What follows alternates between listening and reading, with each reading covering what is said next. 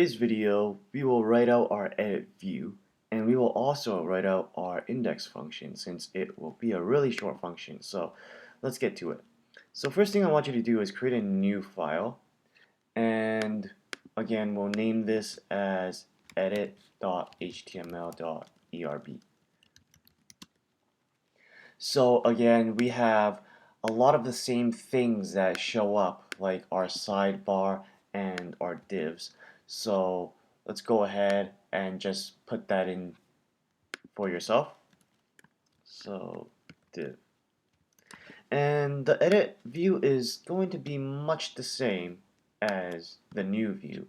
So we're going to have our form for product, and again we have to end this, and we'll have to render our errors, render shared error messages,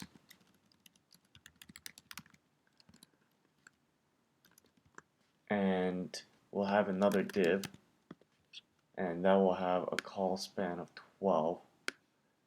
So just put that in there.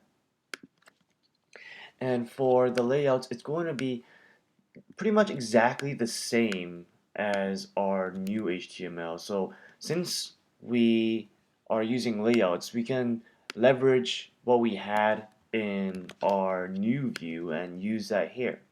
So there really isn't any difference. So if you check your new view, it's gonna look pretty much the same, more or less. So let's just indent this button to make things more clean. So that's pretty much our edit view. So if you go back to your browser and you refresh, then there you go. Thank you, your product hot dogs have been posted. So that's your edit view. And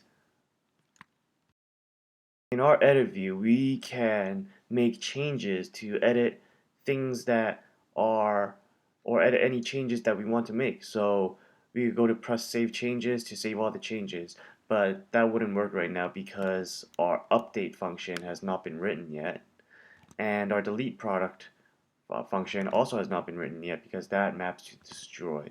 So right now it's working such that when we post an item, we get thrown back to this edit page to make any further edits we want to make.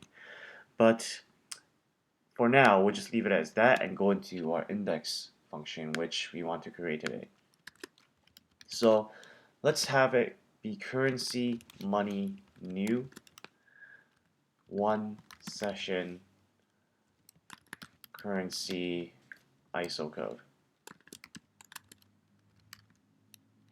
And then we'll end it with currency. And we'll save that.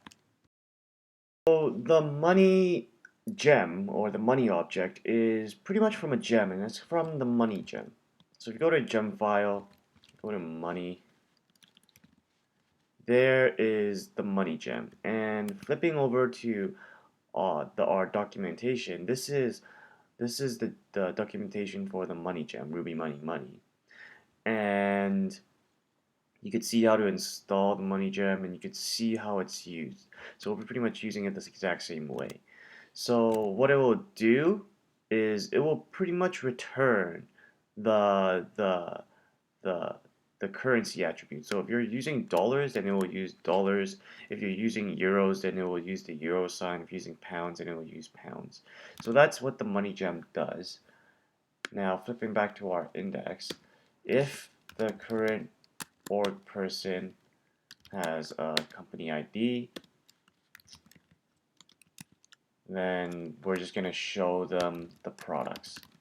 And this will be a behind the scenes look at all the products that they're selling. And params page.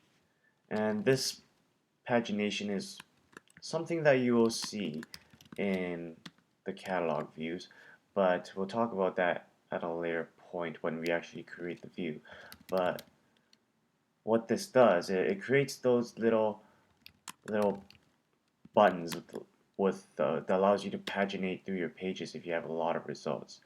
So over here, we're looking for the products where the company ID of the products is equal to the company ID of of us as the person that belongs to the company, and we are paginating by how many pages that is passed as a variable here. But we'll talk about that at a later point. I hope you learned something in today's video. Please rate, comment, subscribe, and I'll see you guys in the next video. Thanks for watching.